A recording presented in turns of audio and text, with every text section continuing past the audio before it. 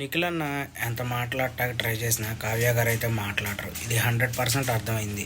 ఎందుకంటే నిఖిల్ అన్న మాట్లాడటానికి ట్రై చేసిన కావ్య గారు అయితే అవాయిడ్ చేయడం జరుగుతుంది. ఇది మీలో చాలామంది చూసే ఉంటారు.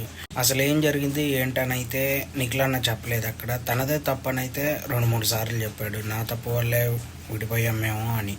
దగ్గర వీళ్ళు 6 years కలిసి ఉండి సడన్గా విడిపోవటానికి కారణం ఏంటంటే ఎవ్వరికీ తెలీదు, వాళ్ళిద్దరికే తెలుసు.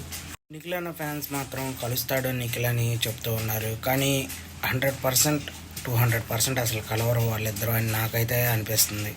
కానీ అని చెప్పి వీళ్ళిద్దరికి ఫ్యాన్ పేజెస్ ఉన్నాయి ఆల్రెడీ. దాని గురించి మనం వీడియో కూడా చేసాం. అయితే ఆ పేజ్ వాళ్ళు రీసెంట్గా వీళ్ళిద్దరూ కలిశారు అని చెప్పి కొన్ని ఫొటోస్ అవి పెట్టారు. నేను కూడా అది నిజం అనుకొని ఒక వీడియో అయితే చేశాను. అదైతే 100% నిజం కాదంట. నాకు ఆ తర్వాత తెలిసింది. దాని గురించి మళ్ళీ వీడియో చేద్దాం అనుకున్నాను, ఇప్పుడు కుదిరింది. అయితే వాళ్ళిద్దరూ కలవటం అనేది కుదరదంట. అక్కడ కూడా వాళ్ళు ఏం మాట్లాడుకోలేదు అని చెప్పి చాలామంది చెప్తూనే ఉన్నారు.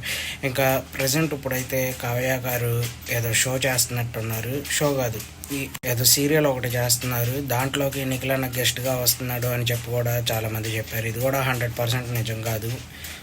ఎందుకంటే మళ్ళీ వస్తాడు అని చెప్పి చాలామంది ఎదురు చూస్తారు కాబట్టి అదైతే నిజం కాదంట. మరి ఏం జరుగుతుందో చూస్తూ ఉండాలి. వీళ్ళిద్దరూ కలుస్తారా లేదా అని మాత్రం ఎవ్వరికీ తెలీదు.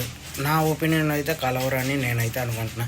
మీలో ఎంతమంది కలుస్తారు కలవరు అనుకుంటున్నారో కామెంట్లో అయితే మెసేజ్ చేయండి. అలాగే మన ఛానల్ని లైక్ చేయండి, షేర్ చేయండి, సబ్స్క్రైబ్ చేయండి. తప్పులే ఉంటే క్షమించండి. బాయ్.